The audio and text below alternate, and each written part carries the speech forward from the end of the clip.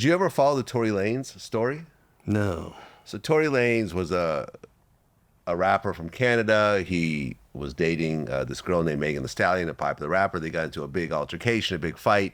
He pulled out a gun and shot and ended up shooting her in the foot. And he gets found guilty in court. He gets 10 years in California State Prison. Okay. So while he's locked up, and he's in protective custody, right? So he's around rapists and so forth like that. Right. There was an inmate that he was locked up with who I believe killed his underage girlfriend. Okay. Right? So this inmate had a girlfriend on the outside. Right. And it's a little fuzzy, but the story was that during like a visiting day, Tory had flirted with the girlfriend. Okay. So depending on who you talk to about the story, the Mexican inmate went to the black car and explained to him the situation, and they gave him a green light. So he stabbed Tory a lot of times. Wow. To the point where he had to be airlifted to like Lancaster to an actual hospital because both of his lungs had collapsed. I saw the video. Right. It looked like I think he got stabbed like 20-something times or something like that. Wow. Do you see this type of thing happen? You would see inmates stab other inmates like if they found out they're a child molester or something. Huh. They would get stabbed. But would these people get on the main yard? Yeah. They just hope that no one found out? Yeah, just hope nobody found out. There was a lot of them out there. Okay. A lot of them. And you talked about this before. Some of these inmates really have full-blown girlfriends on the outside, and they're doing 30 years? Yeah, they'll be doing life, and they got the most beautiful girl really in the world. This girl could have anybody they want. I'd work overtime a lot in visiting, so it was an easy overtime gig. And they would come in, and they're beautiful. And they're visiting, and we could never figure out. You always have the bad boy syndrome, right? Women get attracted to the bad boys for some reason. Yeah, but a bad boy who's actually free, right. Like a bad boy doing life in prison, I don't quite understand the appeal because they couldn't actually have like sex or anything, right? If they got married, they could go have conjugal visits. So were they married a lot of times? Some of them would be married, yes. And doing life in prison and have a wife. Right. And once a month they'd go to like the trailer? I can't remember the schedule, but it was about once a month, once every other month, depending on how many they had to schedule for these trailers. They'd have trailers in a big fenced off yard, and you just lived in it for a few days or a week. Okay. And yeah, I don't understand that either. Unless I would always think, well, at least they know where their guy's at, and it's not going nowhere. Yeah. So. But how many of these guys actually have boyfriends in the prison while having wives on the outside? I'm sure a lot do. And it brings up another subject with Richard Ramirez. When Richard Ramirez was in San Quentin, I would see this one lady. And I'm not putting her out there. People know her name's Cindy. She would always visit him. And it wound up that she was one of the jurors on his trial that committed him to death. Well, when I went to work at Richmond Police Department, I walked in there, and this girl, Cindy, that would come visit Richard Ramirez, was in there working as a volunteer. And I would see her all the time at San Quentin. So I had asked her, I said, what's the deal with you and Richard Ramirez? And she said that she had just felt sorry for him and wanted to try and take care of him. And it took her a while to figure out that he was truly nuts before she cut all ties with him. And she still, last I heard, she still works at Richmond Police Department as a volunteer chaplain. Nice lady, really. I think she really meant well, just too much.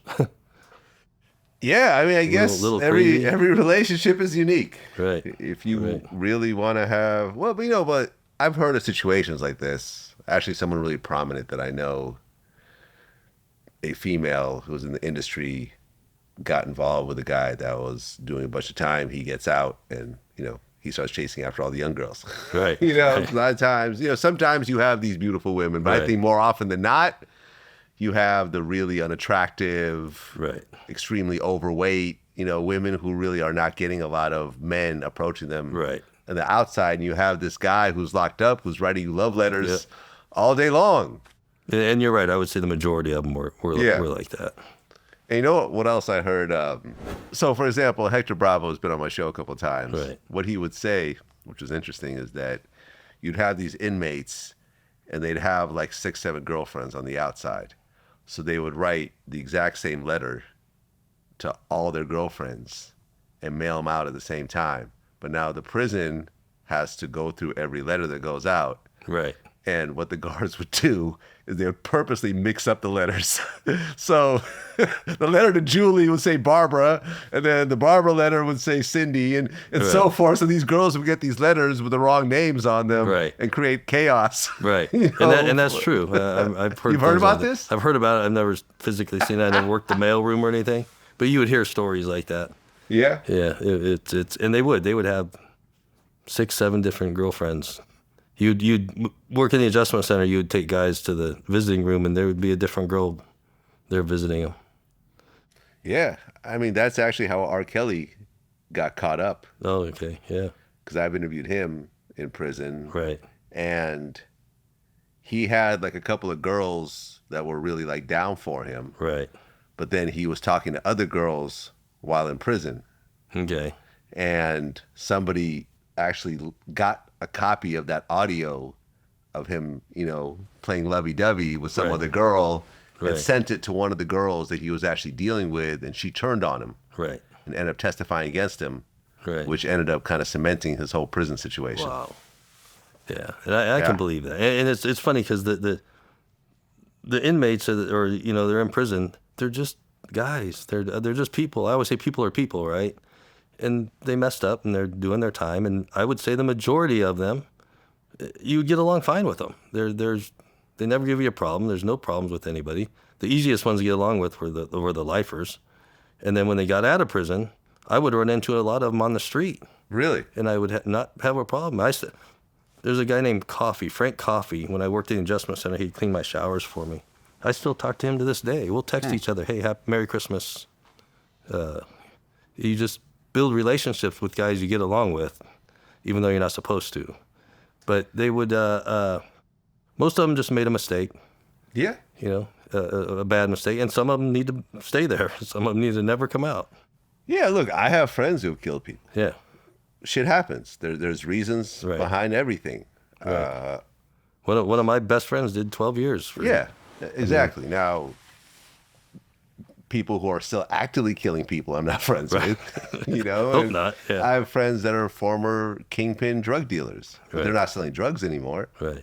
You know, that's where my line is drawn. Life goes on, life goes on. We make mistakes. I've, you know, bought drugs before. I've done stupid shit, and I went on to turn my life around, and I ended up okay. So I don't feel like people should be judged for the rest of their life for their worst moment. Right. And that's how I believe. I believe people can learn from their mistakes and move on. Some can't.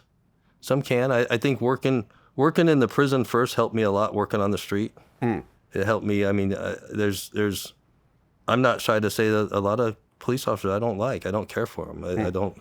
They have no experience. They don't understand the authority they have, and they try to use it and abuse it. And you do as you're told. They don't take the time to build respect that they need to. And I think working it in the prison taught me how to deal with people. Well, final question before I let you go, because when you look at the prison systems around the world, they're very different. Right.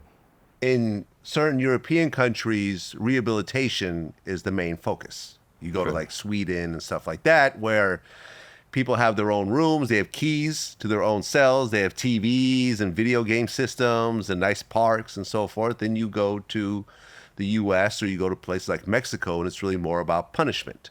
Correct.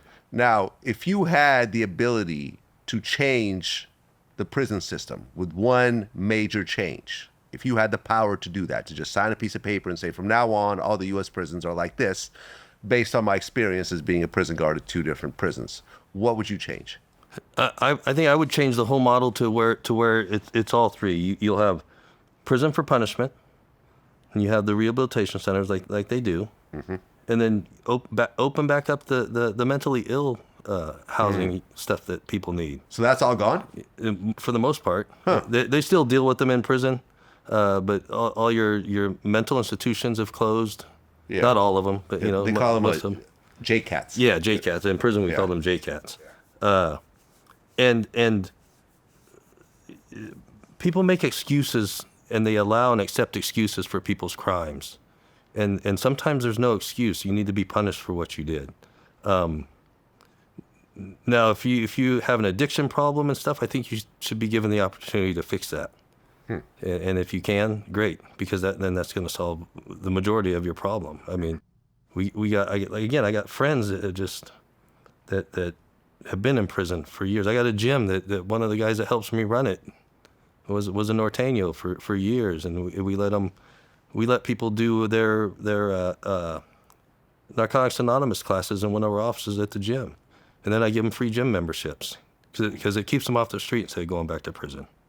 I think they should have that opportunity, but I don't think it's for everybody, no. And I think the state, or at least the state of California, tries to do that for everybody, and you just can't do that. What do you mean? Making everything a rehabilitation. So San Quentin's a rehabilitation center, and it's almost to the point.